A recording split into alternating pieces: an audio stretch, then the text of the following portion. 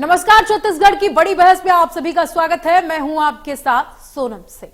प्रदेश पे एसआईआर की जो प्रक्रिया है वो आज से लागू कर दी गई है और इसको लेकर अब राजनीति भी चरम पर है। आपको बता दें कि प्रदेश में राज्य निर्वाचन आयोग ने एसआईआर यानी स्पेशल समरी रिवीजन की तैयारी पूरी कर ली है और आज से एसआईआर की छत्तीसगढ़ समेत देश के 12 राज्यों में शुरुआत भी हो चुकी है। ऐसे में प्रदेश के करीब 2 करोड़ 12 लाख मतदाताओं में से मृत और फर्जी के साथ नए मतदाताओं को जोड़ने का सिलसिला भी शुरू हो चुका है।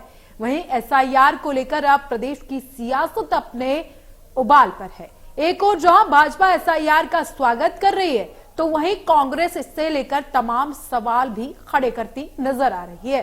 एसआईआर को लेकर प्रदेश के डिप्टी सीएम विजय शर्मा ने कहा कि एसआईआर के जरिए नए मतदाताओं को जोड़ा जाएगा और गलतियां सुधारी जाएंगी। एसआईआर जरूरी है और इसे होना भी चाहिए, लेकिन राहुल गांधी देश में एक अलग भ्रम फैला रहे हैं। कुछ लोगों ने फर्जी नाम मतदाता सूची में जुड़वाए थे जिन्हें हटाना जरूरी है। केवल देश के वैध नागरिकों के नाम ही सूची में रहेंगे। वहीं पूर्व मुख्यमंत्री भूपेश बघेल ने विजय शर्मा के बयान पर पलटवार करते हुए कहा कि निर्वाचन आयोग बताए कि बिहार में कितने बांग्लादेशी हैं और छत्तीसगढ़ में कितने पाकिस्तानी नागरिकों की पहचान हुई है। केंद्रीय गृह मंत्रालय अब तक आंकड़े नहीं दे पाया है, जबकि गृह मंत्री ने 3 दिन में पहचान का निर्देश दिया था। वार पलटवार के बीच एक और जहां राज्य निर्वाचन आयोग एसआईआर को लेकर अपनी तैयारियों में जुट गया है तो वहीं राजनीतिक बयानबाजी भी और कटाक्ष जारी है। इसी को लेकर आज बड़ी बहस में चर्चा होगी, लेकिन उससे पहले आपको सुनवाते हैं कुछ बयान। कराना चाहिए। राहुल गांधी जी जिस तरह देश में घूम घूम कर लोगों को भ्रमित करते रहे, उन्होंने कहा कि एक जगह कहा कि मतदाता सूची में गड़बड़ी है और दूसरी जगह उन्होंने कहा कि एसआईआर नहीं होना चाहिए। ये उनको समझना होगा। एसआईआर आवश्यक है, होना ही चाहिए। वो लोग जिन लोगों ने वोट बैंक बना रखे हैं घुसपैठियों को, वो एसआईआर का विरोध करते हैं। एक लाइन की बात है और इसलिए एसआईआर आवश्यक है। कवर्धा विधानसभा का मैं विधायक हूं। आज कवर्धा विधानसभा के विषय पर भी मैंने प्रेस कॉन्फ्रेंस किया था। न्यायालय में गए हैं, प्रशासन में के समक्ष लोग गए हैं और बड़ी स्पष्टता है उसमें कि कैसे अनेक लोगों ने जाकर के मौधा पारा आदि आदि से जाकर के कवर्धा मतदाता सूची में अपना नाम जुड़वाया हुआ था। सारे नाम हम लोगों ने मिलकर अभी कटवाए हैं और नाम कटवाना ही नहीं भाई, हुआ कैसे, यह भी प्रश्न है। और इसलिए एसआईआर करना और नियमों को और सख्त करना, ये दोनों ही आवश्यक है। चुनाव आयोग को इसको जरूर करना चाहिए, शीघ्रता से। एसआईआर की घोषणा हो गई छत्तीसगढ़ में, लेकिन निर्वाचन आयोग को बताना चाहिए कि बिहार में कितने बांग्लादेशी आइडेंटिफाई किए और सरकार को उसकी सूची कितने का दिया है और कितने लोग बाहर हो गए, क्योंकि एसआईआर से ये लोग विदेशी नागरिक भगाने की बात कर रहे हैं। तो यहाँ भी पाकिस्तानी बहुत हैं। अभी तक के गृह मंत्रालय ये नहीं बता पाया है कि कितने पाकिस्तानी हैं यहाँ छत्तीसगढ़ में।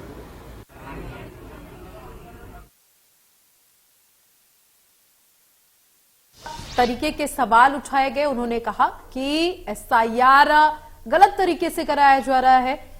अगर एसआईआर कराना है आपको तो आप महाराष्ट्र में एसआईआर क्यों नहीं करा रहे। तो हमारे साथ आज चर्चा में जुड़े हैं रुपेश दुबे, कांग्रेस प्रवक्ता, मिनी पांडे, बीजेपी प्रवक्ता।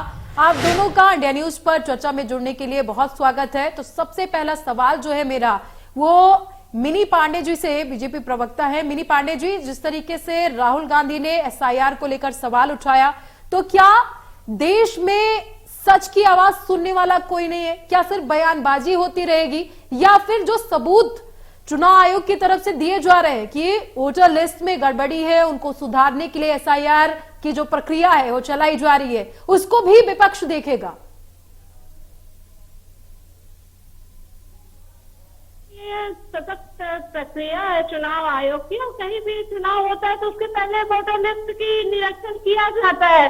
तो ये प्रक्रिया है चुनाव आयोग की तरफ से ये करवाया जा रहा है और ये बहुत जरूरी है। आपने प्रेस कॉन्फ्रेंस में इलेक्शन कमीशन के प्रेस कॉन्फ्रेंस में आपने सुना तो उन्होंने कहा कि कोई भी योग्य व्यक्ति छूटे ना और कोई भी अयोग्य व्यक्ति जुड़े ना। ये पूरा एफआईआर का यही एक सार है। और ये देखिए, ये बहुत जरूरी है, देश हित में है। इस देश के नागरिक को अधिकार है वोट देने का, बाहरी लोगों को अधिकार नहीं है कि यहाँ पर नागरिकता लेकर के यहाँ पर वोट दें। ये अधिकार घुसपैठियों को नहीं है, इसी के लिए एफआईआर कराया जा रहा है। और देखिए, हर बूथ में बूथ एजेंट होता है, हर घर में जाकर के निरीक्षण होगा। उनकी आपने प्रेस कॉन्फ्रेंस सुना, उन्होंने बहुत ही स्पष्ट और बारीक तरीके से एकदम खुल करके उन्होंने हर चीजों को, हर बिंदु पे उन्होंने चर्चा की है कि हर घर में निरीक्षण होगा कि कोई व्यक्ति मृत हो गया है, कोई व्यक्ति दूसरे राज्य में चला गया है, किसी का नाम नहीं जुड़ा है, किसी के नाम में कोई त्रुटि है, किसी तरह की कोई परेशानी है, उसके एड्रेस सही नहीं है, या किसी भी तरह का कोई भी वोटर लिस्ट में अगर प्रॉब्लम है तो उन सबको दूर करके एक नया वोटर लिस्ट बनाया जाएगा। और अगर किसी तरह की कोई दिक्कतें आ रही हैं तो आप उसको कंप्लेन लिखित में मजिस्ट्रेट के पास, जिला अधिकारी के पास कर सकते हैं। कांग्रेसियों को लगता है कि ये गलत हो रहा है, ये त्रुटि है, यहाँ पर कुछ मतभेद है, तो वो लिखित में कंप्लेन करें। सिर्फ बयानबाजी करने से, दोषारोपण करने से नहीं होता है। आज तक राहुल गांधी कोई सबूत नहीं दिए, लिखित में कोई कंप्लेन नहीं किए, सिर्फ उन्होंने आरोप प्रत्यारोप की राजनीति वो कर रहे हैं। ठीक है मिनी जी, रुपेश जी का रुख कर लेते हैं। रुपेश जी, जिस तरीके से एसआईआर को लेकर मुद्दा बनाया जा रहा है और कहा जा रहा है कि वोटर लिस्ट से नाम हटाए जा रहे हैं जो अवैध तरीके से शामिल किए गए हैं या पहले से हैं, तो अब शक जो है वो सियासत से क्यों चिपक गया है? जी नमस्कार। देखिए सोनल जी, निर्वाचन आयोग की विश्वसनीयता और लोकतंत्र में निर्वाचन आयोग की कार्य पद्धति पूरी तरह से पारदर्शी होनी चाहिए, ये सभी की मंशा रहती है। बार बार इनके द्वारा यह कहा जाना, जिस प्रकार से विजय शर्मा जी का यह कहा जाना कि कवर्धा में मौधापारा के लोगों का नाम जोड़ा गया था, आज वो 2 साल से सत्ता में है, उन्होंने उस पर क्या कार्रवाई की? और अभी जिस प्रकार से उन्होंने आपके प्रमुख चैनल में स्वीकारोक्ति की कि हमने नाम कटवाया, यही तो तकलीफ है ना। जिस प्रकार से बिहार में 65 लाख लोगों के नाम काट दिए गए, जो जीवित व्यक्ति हैं उनको भी मृत बता करके नाम काट दिए गए। माननीय सुप्रीम कोर्ट के समक्ष में जिस व्यक्ति को मृत बता करके नाम काटा गया था, वो भी खड़े होकर के कहा कि मैं जीवित हूं। तो वैसी स्थिति में निर्वाचन आयोग को यह चाहिए कि जिसने उसे मृत बता करके या जिनके मतदाता सूची में मृत बता करके जिनके नाम को विलोपित किया गया है, जिनको उनके मौलिक अधिकार मताधिकार से वंचित किया गया है, उन पर निर्वाचन आयोग ने क्या कार्रवाई की? अभी जिस प्रकार से 12 राज्यों में कुल मिलाकर निर्वाचन आयोग ही आपके शक के घेरे में है, निर्वाचन आयोग सही तरीके से काम नहीं कर रहा, आप ये कहना चाह रहे हैं? निश्चित रूप से इसमें कहीं कोई दो मत नहीं है। निर्वाचन आयोग को राजनीतिक दलों को विश्वास में लेना चाहिए, क्योंकि लोकतंत्र में राजनीतिक दल के लोग, निर्वाचन आयोग और राजनीतिक दल के लोग एक गाड़ी के 2 पहिए होते हैं। यदि दोनों में विश्वास है, दोनों में सामंजस्य नहीं रहेगा तो वो व्यवस्था ठीक से नहीं हो सकती। प्रेस कॉन्फ्रेंस में निर्वाचन आयोग की जो प्रेस कॉन्फ्रेंस हुई, उसमें जो बयान दिए गए वो क्या था? वो निष्पक्षता नहीं थी उसमें? आपके हिसाब से तो फिर निर्वाचन आयोग निष्पक्ष ही नहीं है अगर आप इस तरीके से सवाल उठा रहे हैं। आज से 2014 के पूर्व जिस प्रकार से निर्वाचन की तिथि घोषित होती थी और जो शासकीय कर्मचारी निर्वाचन के कार्य में संलिप्त रहते थे, जिनकी ड्यूटी निर्वाचन में लगती थी, वो पूरी संजीदगी के साथ और पूरी ईमानदारी के साथ काम करते थे। आज अब नहीं कर रहे अधिकारी जो हैं, अब वो ईमानदारी के साथ काम नहीं कर रहे। रुपेश जी, कर्मचारी ईमानदारी से कार्य कर रहे हैं, लेकिन जब शीर्ष नेतृत्व जब निरंकुश हो जाता है तो नीचे जो ग्राउंड लेवल में जो काम करने वाले हैं उनपे निरंकुशता सामान्य रूप से आती है। ये देखिए, राजनांदगांव डॉक्टर रमन सिंह विधानसभा क्षेत्र है। 27 तारीख को प्रेस कॉन्फ्रेंस होता है और 28 तारीख से ट्रेनिंग देने की कार्रवाई प्रारंभ हो गई। मुझे बताइए कहाँ ट्रेनिंग स्टार्ट हुआ है? यदि आप ट्रेनिंग दे रहे हैं तो ट्रेनिंग की तिथि तो कम से कम बताइए।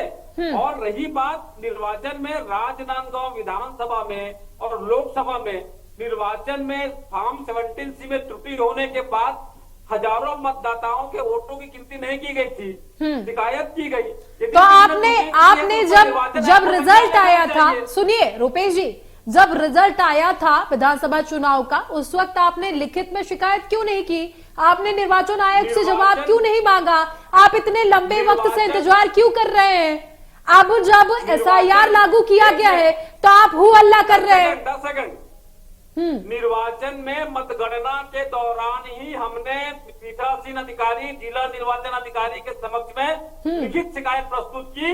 दूसरे दिन जब उन्होंने कोई कार्रवाई ना कर, मतों की गिनती ना करके परिणाम घोषित किया गया, उसके बाद भी हम दूसरे दिन राज्य निर्वाचन आयोग और केंद्र निर्वाचन आयोग को शिकायत की। आज तक निर्वाचन आयोग ने उस मतों की गिनती, देखिए 2-4 मतों की गिनती नहीं रहती, 964 मतदाताओं के मतों की गिनती नहीं करना एक लिपिकीय त्रुटि के कारण क्या यह लोकतंत्र में उचित है? मतदाता अपने समय को निकाल करके लोकतंत्र में पूर्णाहुति देने के लिए जाता है, उसके बाद निर्वाचन आयोग इस प्रकार की कार्यवाही करेगी, अपनी निष्पक्षता प्रदर्शित नहीं करेगी, प्रमाणित नहीं। देखिए रुपेश जी, छत्तीसगढ़ में सरकार को बने हुए एक लंबा वक्त गुजर चुका है, और जब ये रिजल्ट आया था उसी वक्त अगर आपने लिखित में शिकायत दी, कार्रवाई नहीं की गई, तो आपको दोबारा से आवाज उठानी चाहिए। आज जब SIR की प्रक्रिया दोबारा से शुरू की गई है, होटल इसमें सुधार किया जा रहा है, तो आप राजनीतिक तौर पर झाड़ू चला रहे हैं, आप अपना पत्ता साफ करना चाह रहे हैं। राजनीतिक तौर पे झाड़ू नहीं चलाया जा रहा है। निर्वाचन आयोग को, राजनीतिक दलों को, कांग्रेस ही नहीं है, भाजपा को भी, या अन्य राजनीतिक दल हैं जो राष्ट्रीय, अरे भाई देखिए, निर्वाचन आयोग तो साफ तौर पर कह रहा है कि हमारे लिए सभी राजनीतिक पार्टियां बराबर हैं। निर्वाचन आयोग तो साफ तौर पर कह रहा है कि हमारे लिए सभी राजनीतिक पार्टियां बराबर हैं, हमारे लिए कोई सगा नहीं है, चाहे कांग्रेस हो, चाहे समाजवादी पार्टी हो, चाहे बीजेपी हो, कोई भी हो, कोई हमारा सगा नहीं, हमारे लिए सभी बराबर हैं। जिस प्रकार से निर्वाचन आयोग के कथनी और करनी को, और जिस प्रकार से राहुल गांधी जी ने जब बातें उठाई, तो निर्वाचन आयोग को उन बातों को संज्ञान में लेने के बजाय, जांच कराने के बजाय, जिस प्रकार से प्रेस कॉन्फ्रेंस करके सबूत, शपथ पत्र मांगे गए, तो सबूत क्यों नहीं पेश किए गए रुपेश जी? सबूत पेश क्यों नहीं किए गए? सबूत तो पब्लिक डोमेन में है। उनको वोट निर्वाचन आयोग के दस्तावेजों को राहुल गांधी जी ने सार्वजनिक किया, उसके बाद निर्वाचन आयोग अपने ही दस्तावेजों को मानने से इनकार करती है, और निर्वाचन आयोग के दस्तावेज के लिए राहुल गांधी जी से शपथ पत्र मांगा जाना ये पूरी तरह से हास्यास्पद है। जिस प्रकार से माननीय सुप्रीम कोर्ट ने कल ये भी कह देंगे साहब, कल आप ये भी कह देंगे कि निर्वाचन आयोग जो है वो सरकार के दबाव में काम कर रहा है, आप कल ये भी कह देंगे। आप तो सच को मानना नहीं चाहते हैं, सच को, निष्पक्षता आपको नहीं दिखाई दे रही है। अभी बिहार चुनाव हो रहा है साहब, उसमें आपको साफ साफ दिख जाएगा कि निष्पक्ष तरीके से चुनाव हो रहा है या फिर निर्वाचन आयोग किसी के दबाव में काम कर रहा है, दिख जाएगा। कोई भी संस्था हो, उसकी कार्य पद्धति पे कोई प्रश्न लग रहा है, यदि उसके कार्यों में त्रुटि को उजागर किया जा रहा है, तो उन त्रुटियों को सुधारने के बजाय जिस प्रकार से, इसीलिए तो रुपेश जी, इसीलिए SIR लागू किया गया है। अगर कोई गड़बड़ी है मतदाता सूची में, तो उसको सुधारने के लिए ही ये SIR लागू किया गया है। आप उस पर भी सवाल खड़े कर रहे हैं कि नहीं ये तो गलत है। आप पहले राज्य दर राज्य पहले SIR लागू करिए, पहले मतदाता सूची सुधारिए, फिर आप चुनाव करवाइए। अब जब जहां पे चुनाव हो रहा है वहां भी SIR है, जहां अभी चुनाव नहीं है वहां भी SIR लागू किया गया है। एक साथ तो सारे राज्यों में नहीं कर सकते ना रुपेश जी। देखिए, निर्वाचन आयोग की जो कार्य पद्धति है, और सभी की मंशा है कि निर्वाचन आयोग में जो मतदाता सूची हो पूरी पारदर्शिता से और अच्छे मतदाता उसमें रहें। लेकिन जिस प्रकार से मतदाता सूची को पुनरीक्षण करने का काम, मतदाता सूची को समय समय पर पुनरीक्षित कर अद्यतन करने की जवाबदेही निर्वाचन आयोग की रहती है, और जिस प्रकार से नाम काटे, यदि देखिए आप किसी व्यक्ति विशेष का नाम जोड़ रहे हैं, तो नाम जोड़ने के लिए एक सतत प्रक्रिया है। एक निर्वाचन आयोग के द्वारा एक निर्धारित प्रपत्र के अंतर्गत में आवेदन प्रस्तुत करने पर, प्रमाण होने पर नाम जोड़ा जाता है। उसी प्रकार से नाम काटने की भी प्रक्रिया होती है। लेकिन आप बेवजह किसी जीवित व्यक्ति का नाम यदि काट देंगे और उसके बाद उस जीवित व्यक्ति से प्रमाण मांगेंगे, ये बड़ी हास्यास्पद स्थिति है। तो निर्वाचन आयोग को पूरी पारदर्शिता, चलिए रुपेश जी, मान लिए किसी गलती की वजह से किसी व्यक्ति का नाम कटा है, तो आप जब एसआईआर की प्रक्रिया हो रही है तो उसमें नाम जुड़ भी जाएगा। इस पे कोई सवाल जवाब करने की जरूरत ही नहीं है। अगर आप लोकतंत्र के हिसाब से चल रहे तो आपको सवाल ही नहीं करना चाहिए, आपको निर्वाचन आयोग पर सवाल ही नहीं उठाना चाहिए। बिहार चुनाव में जिस प्रकार से 65 लोगों में से 22 लाख लोगों के नाम मृत होने के कारण काटे गए, 36 लाख लोगों के नाम पलायन और अन्य जगहों में स्थानांतरित होकर के काटे गए, और 7 लाख से अधिक लोगों के नाम डुप्लीकेट 2 जगह नाम होने के कारण काटे गए। आपके पास पुख्ता सबूत है रुपेश जी? जो आंकड़े आप दे रहे हैं, निर्वाचन आयोग के पास भी आंकड़े होंगे कि किसके कितने नाम कटे हैं और कौन जुड़ा है कौन नहीं जुड़ा है। निर्वाचन आयोग के आंकड़े हैं। तकलीफ इसी बात की होती है कि निर्वाचन आयोग अपने डाटा को ही स्वीकार करने में कोताही बरतती है, और वे प्रतिरोध की स्थिति में आकर के सामने आकर के बातें करते हैं। उनको स्वीकार करना चाहिए, यदि कुछ है तो उनको बोलना चाहिए कि हम समय दे करके इस बात को हम जांच कराएंगे, जांच के बाद स्थिति स्पष्ट हो जाएगी। लेकिन चलिए ठीक है रुपेश जी, ठीक है, हम आपके पास वापस लौटेंगे आपके पास। मिनी पांडे जी, देखिए एसआईआर की जो प्रक्रिया है उसके तहत निर्वाचन आयोग की तरफ से जो नए मतदाता जोड़ने की बात कही जा रही है, क्या उसमें पारदर्शिता नजर आएगी, या फिर जैसा कि विपक्ष आरोप लगा रहा है कि एक बार फिर से गड़बड़ी होगी, नाम काटे जाएंगे, जिंदा लोगों को भी मृत घोषित किया जाएगा, यही सब कुछ दिखेगा?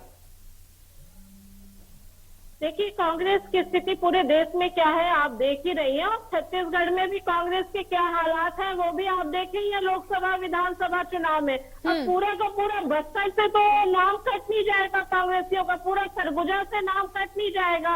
पूरे छत्तीसगढ़ में त्रिस्तरीय चुनाव तक ये हारे हैं, और ठिकरा चुनाव आयोग पे और ईवीएम पे फोड़ेंगे, तो ये उचित बात देखिए मिनी जी, यहाँ पर बात एक प्रदेश की नहीं हो रही है, एक प्रदेश की बात नहीं हो रही है, ये पूरे देश में यही बात कह रहे हैं, यही सवाल पूरे देश के लिए उठा रहे हैं कि अगर एसआईआर की प्रक्रिया होती है तो उसमें मतदाताओं के नाम काटे जाएंगे, गड़बड़ी की जाएगी। ये पूरे देश के लिए सवाल उठा रहे हैं। अरे देखिए, अभी हर राजनीतिक पार्टी का बीएलए होता है, चुनाव आयोग का आपने सुना, हर राजनीतिक पार्टी का बूथ एजेंट होता है, हर बूथ में 1000 से 1500 लोगों की वहाँ पे वोटर लिस्ट होते हैं।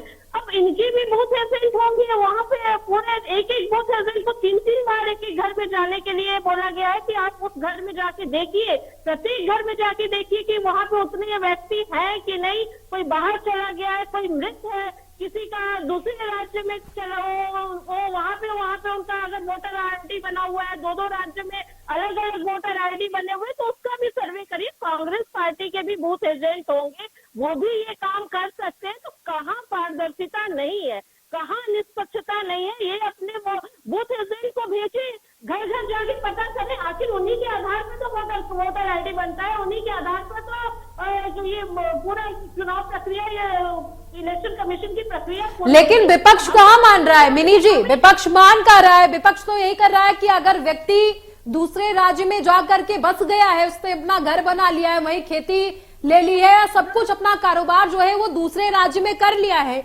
बावजूद इसके अगर दूसरे राज्य में पहले से उसका घर रहा हो या उसके परिवार का घर रहा हो, तो उसको मतदाता वहीं का मानना चाहिए।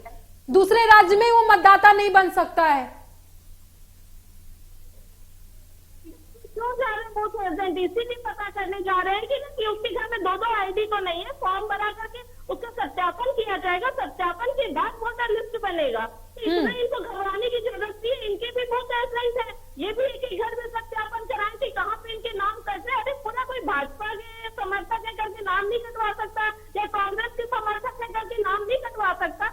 हर राजनीतिक दल। चलिए मिनी जी, समय हमको इजाजत नहीं दे रहा है आगे बढ़ने का, एक छोटा सा कमेंट आपसे चाहिए कि एसआईआर की जो प्रक्रिया है वो पारदर्शी तरीके से आगे होगी और विपक्ष भी इसको पारदर्शिता के साथ मानेगा या फिर नहीं? देखिए, जिस प्रकार से आधार कार्ड को नहीं मानने की बात बिहार में सामने आई थी, उसके बाद अभी नए जगहों में जब एसआईआर होने हैं उसमें भी किसको माना जाएगा। और जिस प्रकार से निर्वाचन आयोग आज से कुछ दिन पहले ये कहती थी कि अपने इपिक नंबर डाल करके आप अपना नाम दूसरे जगह मतदाता सूची में डलाते हैं, तो जो पूर्व में जहां मतदाता सूची में आपका नाम है वहां ऑटोमेटिक डिलीट हो जाएगा। तो ये तकनीकी त्रुटि निर्वाचन आयोग की है।